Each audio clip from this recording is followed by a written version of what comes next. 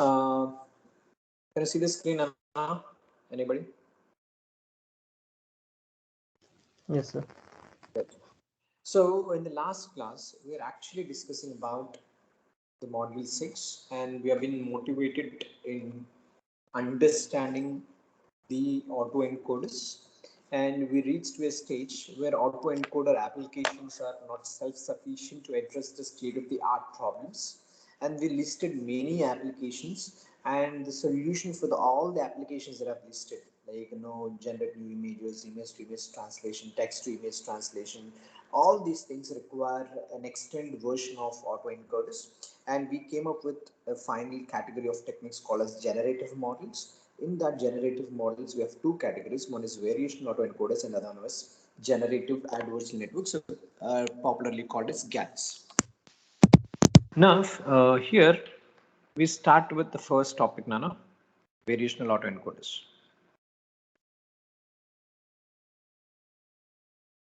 Actually, this is second topic because we are done with the autoencoders, denoising autoencoders, and sparse autoencoder. So this would be the fourth topic.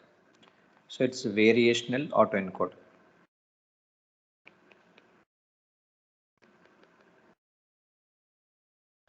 I hope you're writing the notes along with me so that it really helps you to get it a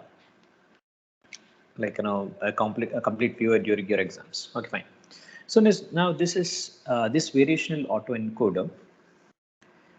Firstly, we'll see why this is called as variational autoencoders. There are two reasons for this.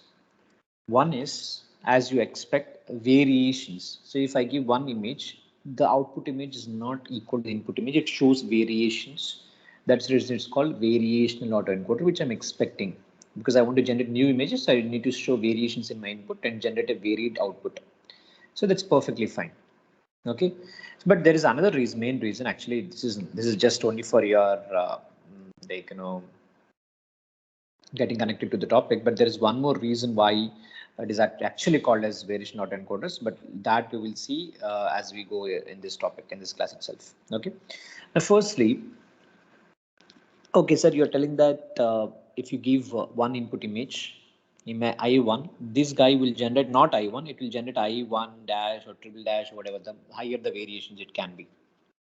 But how this is possible? How really this is possible? Why it is not done? Why it is not actually being done with the autoencoder? Why really people have to go with the variation autoencoders? I'll tell you. Firstly, if I want to generate this objective of generating a new image, I need to understand at low level what is happening with autoencoder. I generally do not agree in coming up with a new technique unless until I'm convinced about the architecture that it could not solve this particular problem. Then only I go with a new architecture called variation autoencoders. Now let us see whether this problem can be solved by autoencoders. If even though it is not solved, if we found the exact reason of why the autoencoders could not actually generate new images, based on that analysis we would be in a position to actually generate new stuff. Okay, we'll see that. Let us see the autoencoder context. Let us take the concept of maybe a car. Just take any car or a bus maybe. Now I want to generate new versions of bus, like because if I am a bus designer or a product designer, where my team lead is asking me to come up with new sketches all the time. Okay, it can be it is not only this bus. It can be of any object. It can be shirt. It can be person. It can be anything. Okay, but I'm who will design all these things? Some product designer will design the sketches, but always my team leader would keep on asking me about new sketches, bringing me new sketches that you've drawn. I want new designs and new designs. How can I do that automatically? It is possible with this generative models. Now how it is done, for example, if this is the case and your manager asks to generate new bus designs, then you start supplying to autoencoders, traditional autoencoders, not to the variation autoencoders. Now then you observe that actually it is identifying various properties. One is the color of the bus, because it's a latent representation. What is latent representation? It identifies the hidden patterns in the input image and use that hidden patterns to actually generate or give the predictions.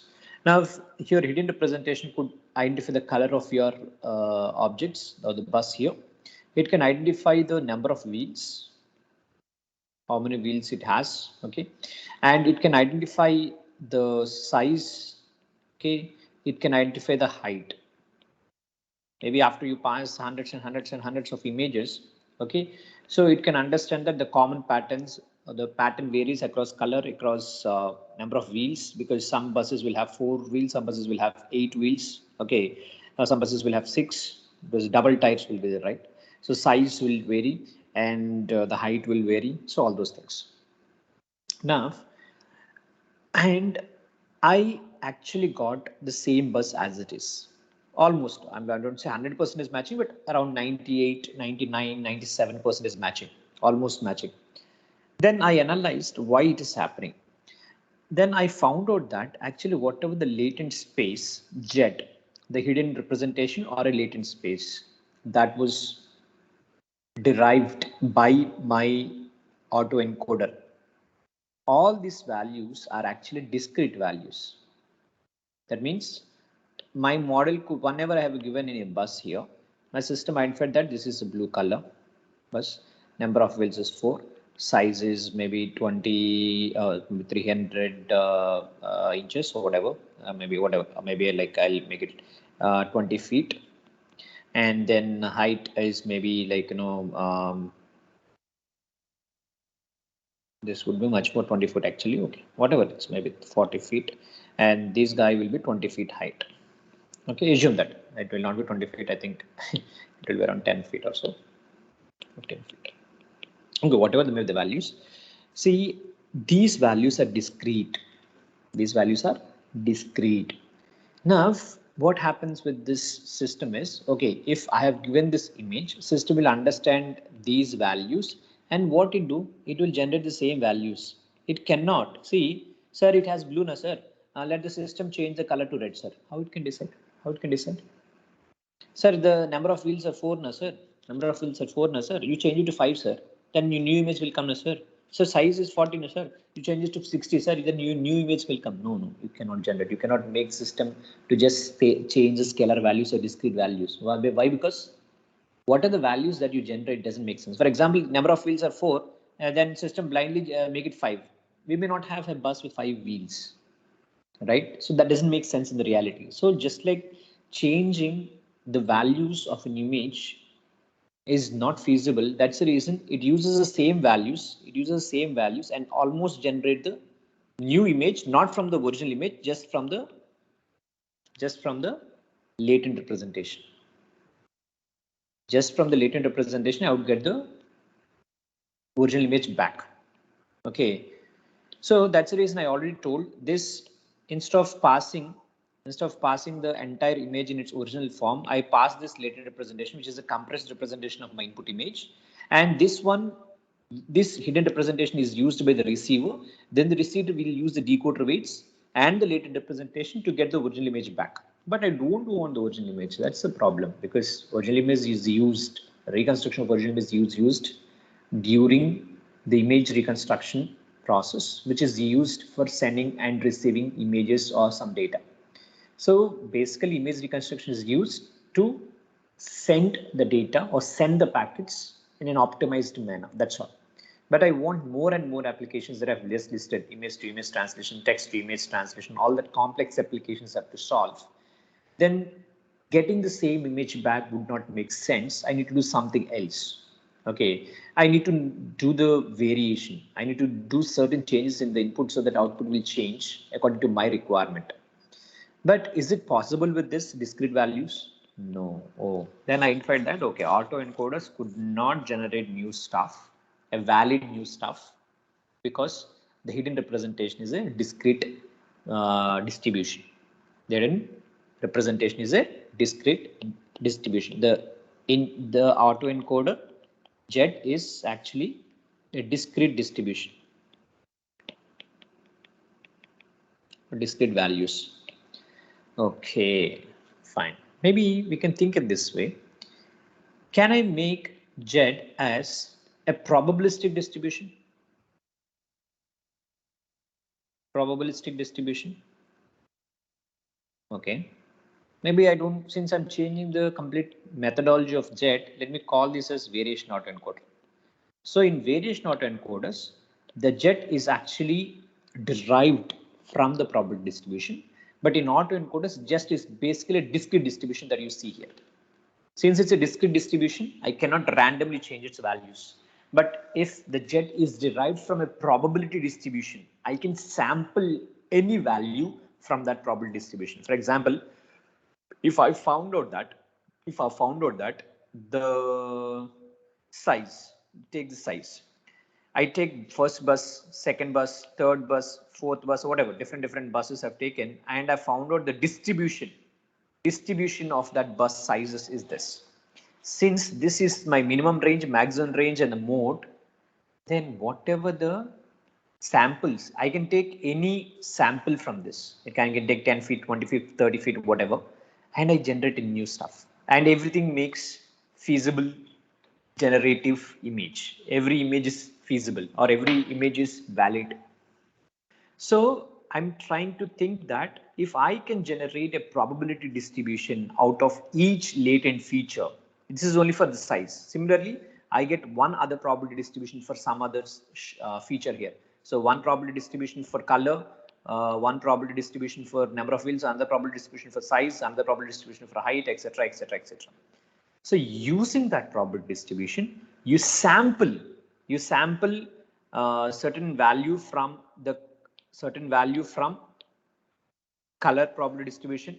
You sample certain value from the height. You sample certain value from the other property. You sample certain other thing from the other property. Then you, since you're sampling from the distribution, these values are always valid, and these values keep on changing each and every time that you generate an image. Then combining all these things, I get a different image which is different from the original image. See how beautifully it was designed. So simple change. So instead of discrete distribution, I just take the probability distribution and I sample from the probability distribution for each latent feature that I have identified. And then every time, since I sample the valid values from the probability distribution, the generated image is also valid. The generated image also will be varying. How beautifully the concept has been designed. It's awesome. Okay. Now, let us try to, since the motivation is established, now let us see the architecture of variation autoencoders. I have X image, the input image X.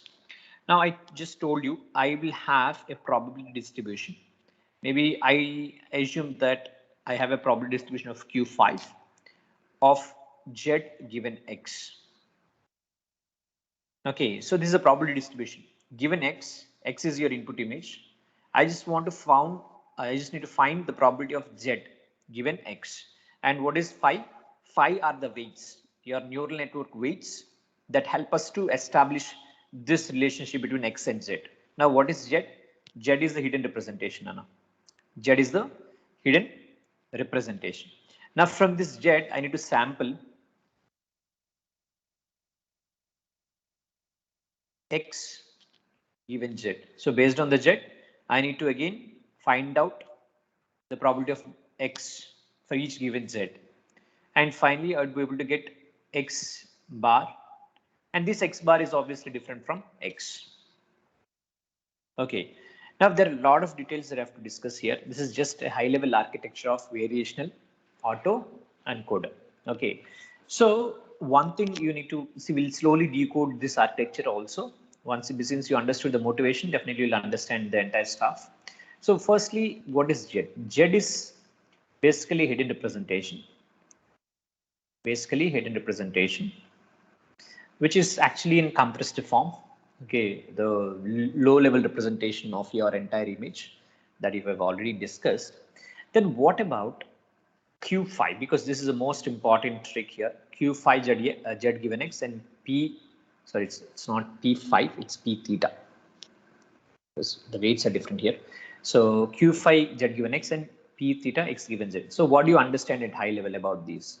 See, this is basically identifying the probability distribution of Z Identify the probability distribution, how the latent distribution will be, whether this distribution will be like this, whether distribution will be like this, whether the distribution will be like this. Okay, this distribution should be constructed from X. Again, I'm telling guys, Z is not one distribution. This is Z1, this is Z2, this is Z3, because the hidden representation or the latent representation will have multiple attributes, size, shape, color, etc. Now, I always need to identify the distribution of Z, all possible Zs, distribution of all possible Zs given the input image. To identify all possible Zs, I need to ensure that I have a right set of weights using neural network training. Similarly, once I have the latent representation, different distributions, then what I do, I have to sample the Z. I have to sample the Z in such a way that I get X. Now, this X should be different from the original X, that is called X bar. Now, to get a different X given Z distributions, what should be my optimal weights? To get a different X given hidden representations, what should be my optimal weights theta? That again is trained using neural network backpropagation, and till the time I'm satisfied with X bar. When I'll get satisfied, the first constraint is, there are two constraints to get satisfied. The thing is, the image X bar should not be equals to X. If it is equal to X, then I'll update my theta weights. If even though I update my theta weights, if I'm getting the same image X bar is equal to X, then I'll update the weights of this Q Z given X. Okay, so this should not happen. And sometimes what happens is, this is the most common problem in variation autoencoders and the GANs. Since you are restricting the network to generate new images, generating new images is very easy. But the only thing is, it will generate some meaningless images. It will generate a meaningless. For example, it will generate a cow with 6 legs. Okay, it will generate maybe some aeroplane with fan. Okay, so it can go anything, any wrong representation of that image can happen, or any wrong representation of that object can be derived, but that sort of objects do not exist in reality. So some unrealistic objects can be generated from your input image. Again, that's bad. So till the time that you are getting different images which are realistic, then it is fine. I don't have any issues at all. But again, when should you stop this training? Should you use manual observations to identify that, oh, this is a new image which is realistic, this is not a new image which is realistic? So something, all the possibilities you only have to check, or do we have any automated approaches? All that things we'll see at the later part of the course, but mostly at the end of the classes of module 6. But as of now, I generate X bar and I want X bar to be new image when compared with X, and this X bar should also be realistic image, new realistic image I want. I don't want a new unrealistic image. I want a new realistic image. Again, what do I mean by realistic image? Again, I told I can't have a man with 4 legs. Man will only have 2 legs. So I want a realistic image, but I want a different man.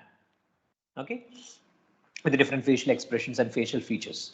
Then see, if I give one man face here, and if you're able to get another man face with a different smiling and different facial features, that's a beautiful thing, right? So all these things are done using variation autoencoders, perfectly fine. But okay, this is high level view. So what is happening here? Taking X, understanding this distribution, getting the sample Z from this distribution, and getting a different image using the theta weights as part of decoder to get X bar. So this is the main theme of variational autoencoder. Okay, we'll definitely deal with much more detail now, but I just want to tell you the architecture at this level. So what is the main theme of generating new stuff?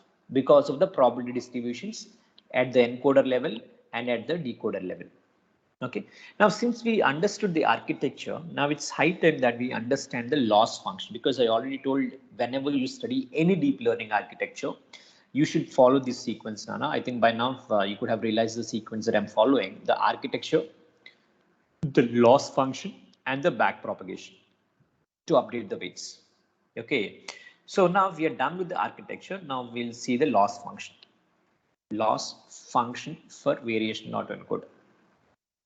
From here, the little you feel a little complex, but slowly I'll try to debug and ensure that you understand everything. Now, the loss function obviously is between theta and 5 weights, because my encoder is having weights 5, set of weights 5, and my decoder is having weights theta. So my loss function is defined like this. It is minus of Z sampled from Q phi of Z given X, P theta of X given Z, plus DKL Q. Just a second, otherwise it may not fit here. I have to copy here.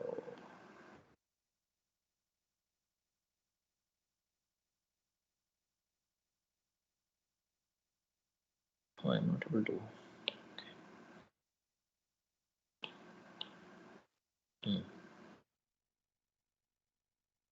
Okay, let me continue. So DKL KL Q phi of Z given X, and then P theta of Z. So definitely it will look very complex in the first place, but we will slowly decode. This is my loss function. This is my loss function. See, now since I have discussed the intuition behind why the variational autoencoders can generate variable images as output, I think it should make sense because of the probability distribution it has actually considered. Perfectly fine. But this is a loss function where in the first glance you may not understand anything. I can just say that you just by heart this, and then come for the exam. But that should not be the case, at least on my side. I literally hate because I cannot remember if I by heart. I don't know about you. Maybe your memory is too good, you by heart, but my memory literally hates to by heart. So let us see what is the intuition behind this equation. So definitely more than intuition. First of all, we need to see the derivation. Sometimes we need to go with the mathematical derivations to understand the equation. There's no other way. Now first we'll understand the derivation part and then come back to the intuition part. Okay. Firstly, what we do is we start with the encoder weight. See whether it is, sometimes I'll use C, sometimes I'll use P here, sometimes I'll use Q. Whether it's a P or Q doesn't matter. This is important. Okay, where is that here? See here. See sometimes here Z given X. I may use P here, I may use Q here. So do not get confused. But you should remember, I'm trying to guess the probability of Z given X. And the next thing is the probability of X given Z. So Z given X, X given Z. You don't need to worry about whether it's Q or P because it's just a notation from my side. But this notation will not change. Z given X is the encoder, X given Z is the decoder, because I need to predict the Z given X. From Z, I need to predict X. That's not exactly X, but it's a varied X, so that I'll get a new image. Okay, so this is the main theme of the variation autoencoder. Now let us see. Firstly, let me start with this prediction. Probability of Z given X. Is my encoder responsibility is this? Because it takes X and it wants Z. That means it wants a probability of Z. It wants a probability distribution of Z. Wants a probability distribution of Z based on what? Based on X. Okay. Okay. Now, let me write this. I think before this, I have to tell you certain things, Nana. I think I missed it. Yeah, I missed it. Actually, to help you with the derivation, you require few topics which are very important.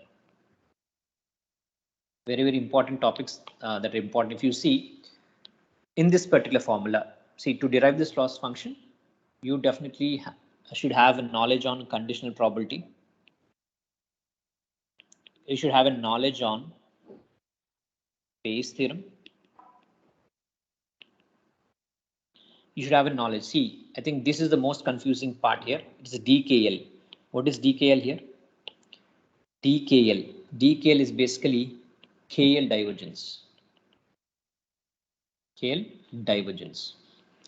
This particular KL divergence we've discussed indirectly in the beginning of the classes, but not exactly use this notation, or they not use this particular term.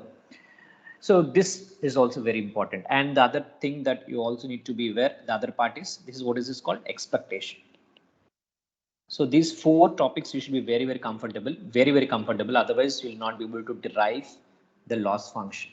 Okay. Now, first, let us understand this. Let us understand these all four terms and then come back to the derivation of this. Okay. Now, let me start with the conditional probability. I think I see generally I don't give formulas and I start deriving from the beginning or telling the intuition from the beginning, but we don't have time. This is not the probability course. I think you have studied the probability course, and even in our advanced data analytics course, we have literally discussed all these things in depth.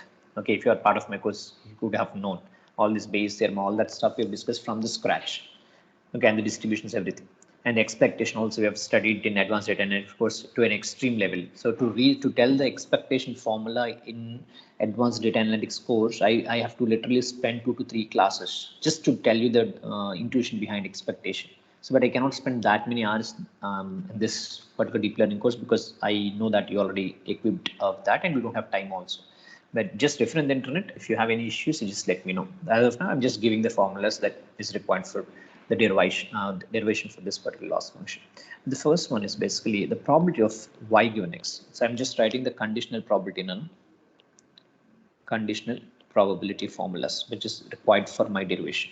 So P of y given x, according to Bayes theorem, is actually P of x given y, P of y by P of x. This is very, very important even for your exam. Okay. And the same thing, P of y given x can also be represented using joint distribution as P of x y by P of x. So these two formulas, I think from your childhood, you're just completely familiar with this. So I don't want to drag on that.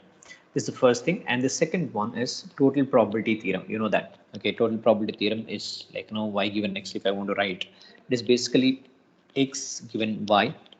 It's actually P of y. In the denominator, I'll have summation of every possible probability yi given yi. So this is I from 1 to n. So this is according to total law of probability. So this is the formula for that. Okay, all these formulas you are already aware, Nana. Okay, please, if you forgot, just go back and then try to do it. And the third one is, I think many of you may not. I think some of you know about expectation if you are well versed with the probability course. So what is basically an expectation? People, whenever you search in internet, people try to overemphasize this expectation, but basically this is an average, just an average. Is it exactly average is equal to expectation? Not exactly, but expectation is so close to average. Okay. So, but what is the difference between, for example, if I want to average, if I have take the case of die. Okay, die has 6 sides.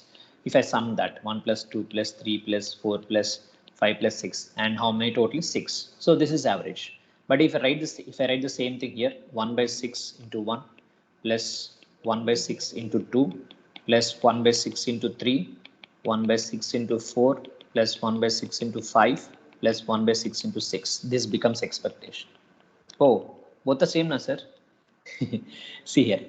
Here, this is probability and this is a value. This is probability, this is value. This is probability, this is value. Okay, but here you have equal probabilities for every possible outcome. Whether it's 3, 4, or 5, you have equal outcomes. But do you think that always you have equal probabilities? No. Some cases you will have 2 by 3 into 1, okay, plus something into 2. So you may not have equal probabilities. Okay, so but average will always, if it is an average, we will always have equal because the denominator will be constant for average. So it is always 1 by n. But in expectation, always n do not hold. It can be n can be 2 by 3. Sometimes it can be 1 by 3. It can be 1 by 6. It can be anything. So this is a basic difference between expectation and average. It's a kind of average, but expectation can take equal level of probabilities, or expectation can have varied level of probabilities. In a simple level, if I want to tell you. Okay. Okay. So now how do I represent this? How do I represent this in terms of equation? Basically, it's just E of x sigma xi p of, maybe let first p, sigma p of x is equal to xi into xi, the value that I've taken 1, 2, 3, 4, and p of x is equal to xi is 1 by 6. And this has to be done for 1 is equal, I is equal to 1 to k values. That's all. The same thing is also denoted in a short form using E of x by E of x of p. That means this is actually read as random variable x follows probability distribution p. Random variable x follows a probability distribution p, and the expectation from that outcomes is denoted as EP of x. Okay, so more than this notation, I want you to remember this particular expectation. Okay, so this formula is also very, very intuitive. The last one, which is extremely important for your exam also, is KL divergence.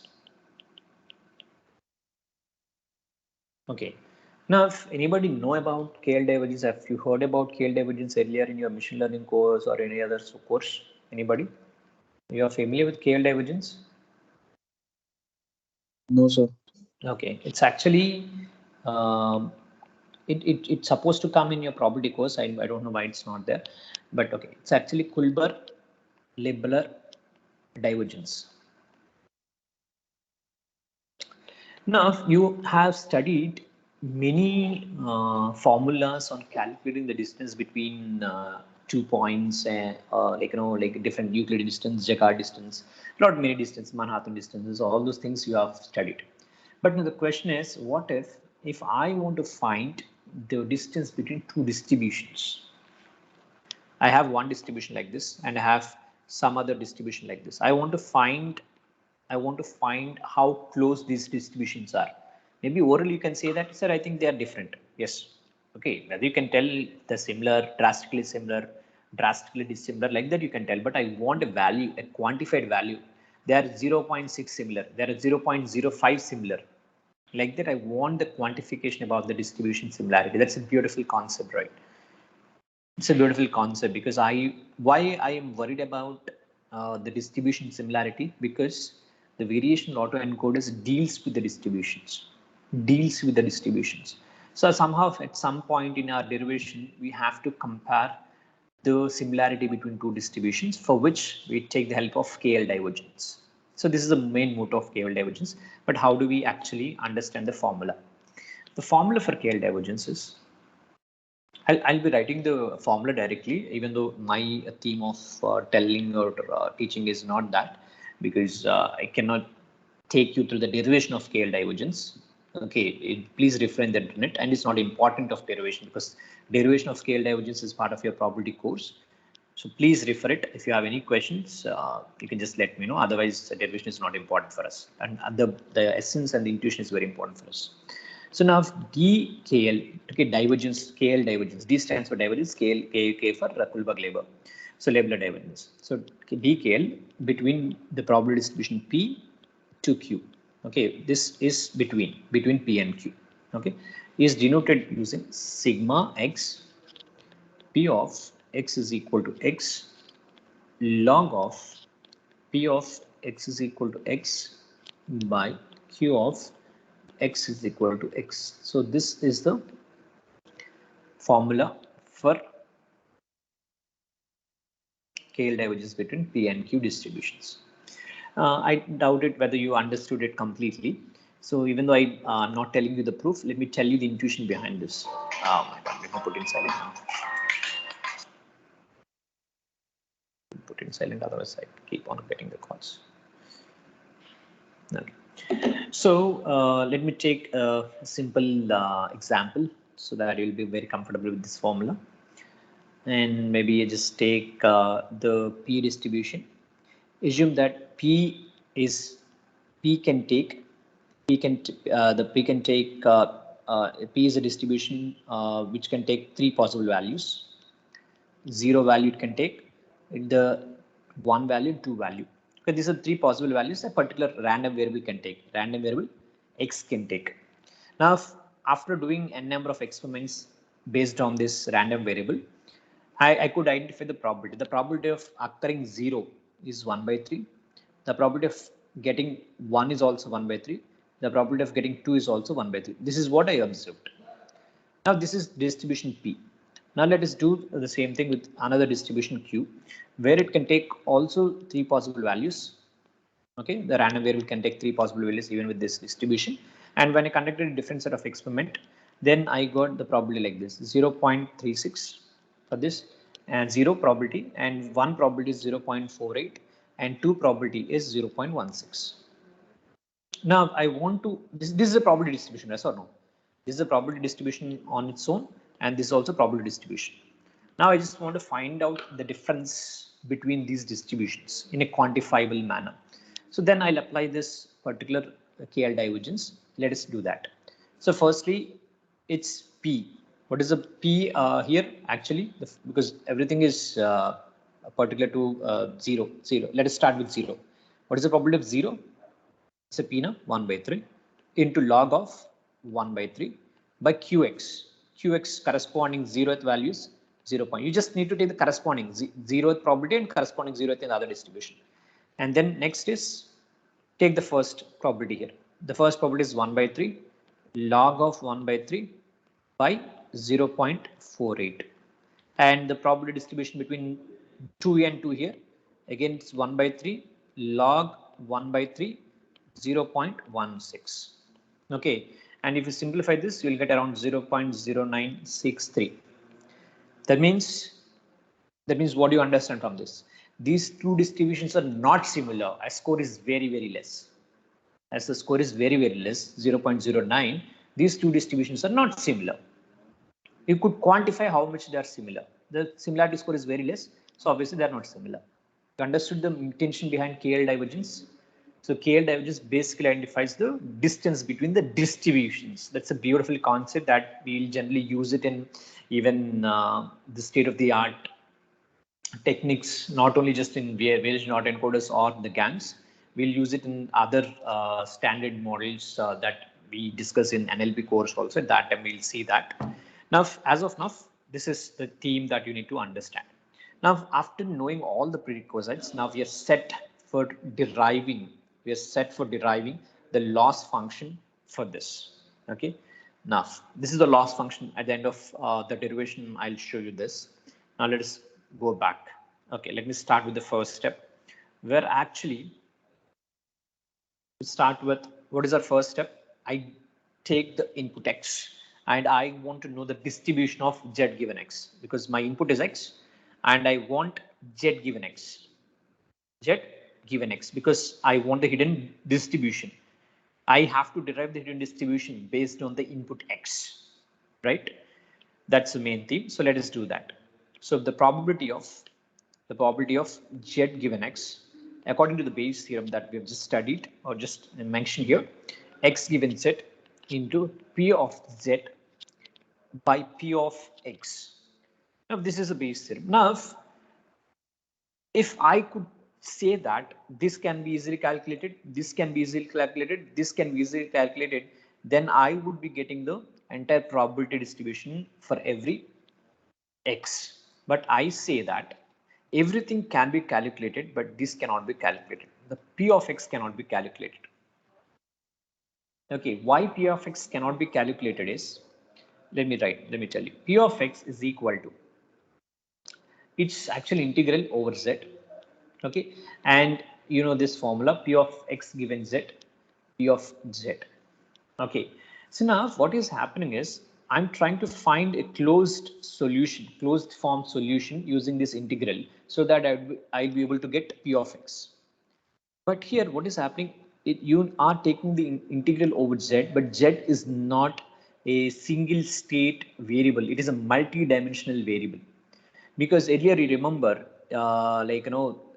I have to take the integral for Z in terms of shape of the bus. I have to take the integral of the Z in terms of color. I have to take the integral of the P of X given Z and P of Z over maybe height, etc., etc., etc. For each and every latent variable that I identified, I need to form a closed loop solution. Definitely, I'm not saying it is impossible, but it takes a lot of time.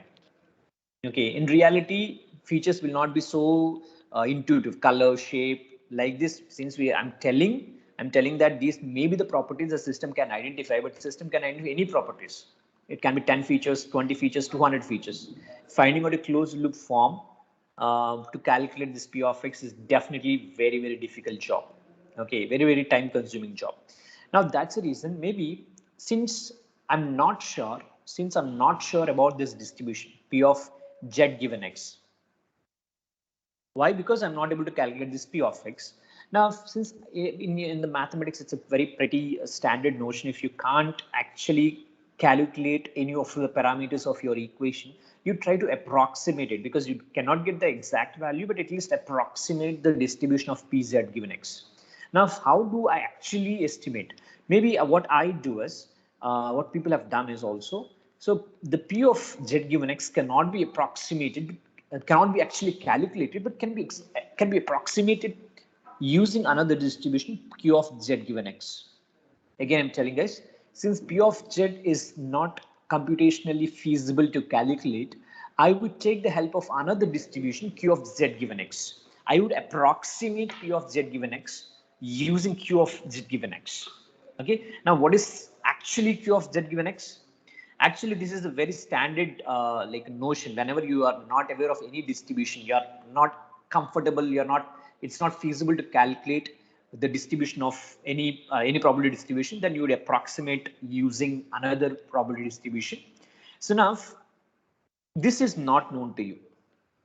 This is not known to you. It can be a normal distribution, it can be a chi-square distribution, it can be any other Bernoulli distribution, it can be any distribution. You're not sure about it.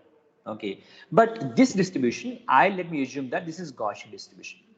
Now, if I could estimate, because I know Gaussian, see, I'm just assuming that I get like Q of Z given X is Gaussian. Okay, but my distribution of PZ given X may not follow the exact Gaussian, it may be different. But I would slowly transform from this approximation to the true one till the time I find a reasonable output in my architecture. For example, I am approximating, I'm assuming that this P of Z given X follows Gaussian. Okay, then using that Gaussian distribution, I would sample Z, and finally I would generate some image, and this image is not realistic. That means this particular QZ of X is not approximating PZ given X, and there should be some changes to be done to QZ of X so that it is much more close to the PZ given X. Okay, so it's an iterative process that he has to do, but slowly we'll understand. But the main theme is approximate the the P of Z given X using Q of Z given X. Okay, that's the main thing. And Q of Z given X, I assume that is Gaussian. Let me start approximating my true image or the new image with the Gaussian. Okay, so now let's try to understand this.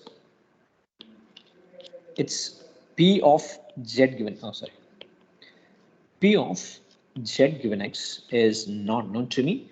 Let me approximate this using Q of Z given X, where this is unknown to me, this distribution, but this is a distribution, let me assume Gaussian. Why Gaussian? You know that the Gaussian distribution is the most popular distribution that is even followed in reality. Okay, so we assume that majority of the natural events by default will follow this distribution. So that's the reason, and there is other reasons also, I'll tell you. But this is the main theme. Now, actually, I told in the beginning why it is called variational autoencoder. There is a reason for this. At this point, I have to tell you, since I'm actually inferring, since I'm trying to infer the variation in P of Z given X using other distribution, technically this is called variational inference. In probability terms, we call this as variational inference. Okay, I'm trying to infer the variation in one distribution with other distribution. Technically, it's called variational inference. That since variational inference is being used in autoencoders, we call that as variational autoencoder. This is the main reason why the name was given to this. If you remember like this, you'll never forget it.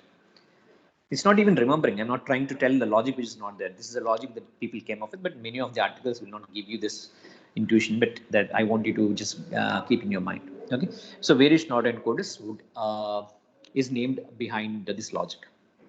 Okay, now let's slowly start with the derivation. Now time is 11:52. We'll see that. Now let me just start finding out, okay, the theme behind this. So since you're telling that P of Z given X cannot be calculated directly, I will be taking help of Q Z given X. Now, what should I do? I want the Q Z of X to be very, very close to P Z of X. Yes or no? I want the distributions Q and P should be very, very close, very, very close. So how do I know two distributions are very, very close or not? Then again, you use KL divergence. Just calculate KL divergence. But again, here the problem is, if you want to calculate the distance between two distributions, the Gaussian distribution is known to you, but this is not known to you. How do you calculate distance? That we'll see slowly. But assuming that I identified that to calculate distributions, I need KL. Let me start with that and see how can I calculate this intractable equation to a tractable one. Let us try that equation. So KL divergence between Q phi of Z given X and P theta of Z given X. Guys, I told you that in the beginning classes where we have seen the gradient descent algorithm in two variants. The first variant I've told you the entire proof and the intuition. The second variant directly we have seen the algorithm and I've not given you the proof for that. And I told that at later point I'll upload the recorded video. I'll upload it maybe I have to upload 1 or 2 recorded videos for this, but along with that I'll upload that proof, but that proof is not required for your exam. Okay, it's not important, but only for to understand how the mathematical intuitions were being developed. I'll upload that. Again, I'm telling you, it may not be important for your exam, just only for your comprehensive understanding of the gradient descent. Okay, so Q phi Z given X, and this is what I have to do. And let me write the KL divergence formula. So it's over Z Q phi of Z given X log of Q Z given X by P Z given X. So I'm forgetting to write this values bytes. Now what I do is I'll just convert this into expectation. Do you have any issues? How do I convert the to an expectation? So this is nothing but an expectation, right? Sum of, I told now, whenever you have summation over some probability, it becomes expectation. So now I'll remove these two terms and finally I have one term where I just remove this entire two terms, the summation and the probability, into a single term where I have an expectation of log, I'm just writing the same, this one, log of Q5 Z given X by P theta Z given X. Okay, so here I have to write this also. It's expectation and to be written very precisely. So it's expectation Z sampled from Q Z given X. The Z, the hidden representation that you're supposed to get, is actually sampled from QZ of X, and QZ of X is an approximation of PZ of X. Okay, so this one you need to really remember it. Okay, now if we slowly go, time is there, not there, but it's okay. I will complete it. Now slowly jump into the derivation part.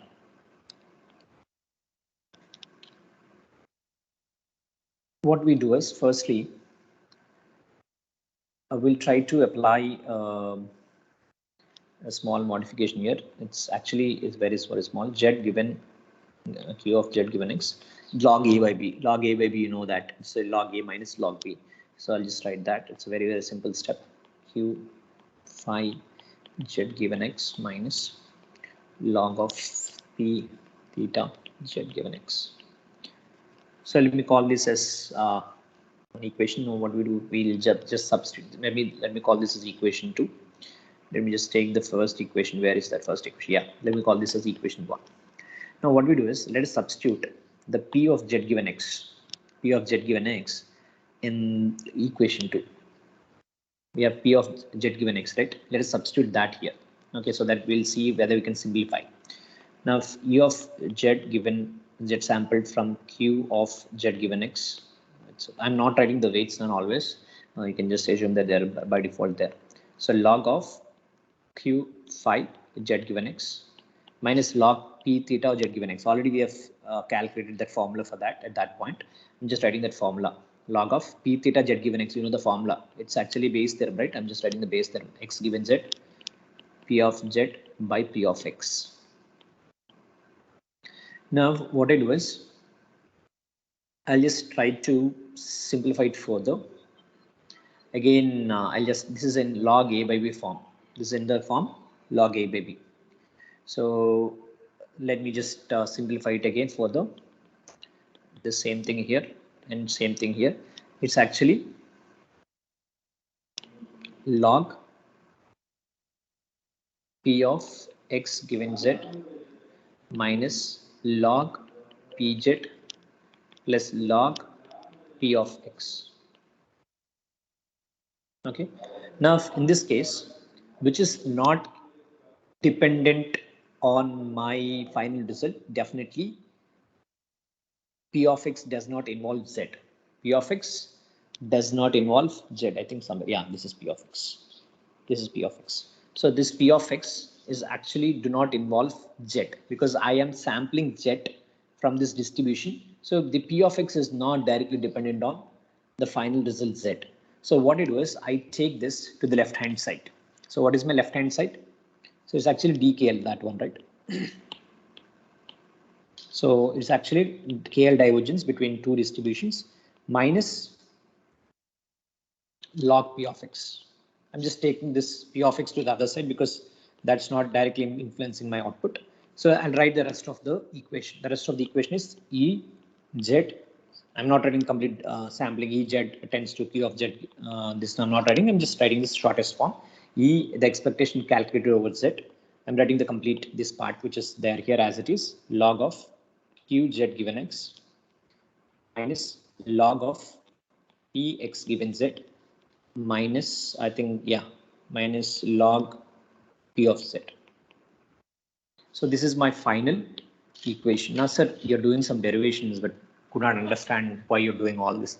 See, I already told we're trying to derive the loss function. We're trying to derive the loss function for the VAE technique. So for that, this is a derivation part. If you don't understand it completely, also no problem. But some formulas has to be given the explanation in terms of intuition. Some formulas has to be told in terms of derivation. So this is the other side. So actually we are not done with this. Actually time is up. So what we do is we'll continue this derivation part to ensure that we get a loss function that I've shown earlier. Okay, we'll continue tomorrow. Actually in the next class, what I do is I'll try to complete this variation autoencoder and we'll start the GANs. Okay, but I may not able to complete the GANs in one class, and maybe I'll have to upload 1 or 2 recorded videos, and maybe by tomorrow evening I'll upload it. Okay. So that's all for the day, and if you have any questions, you can just ask me.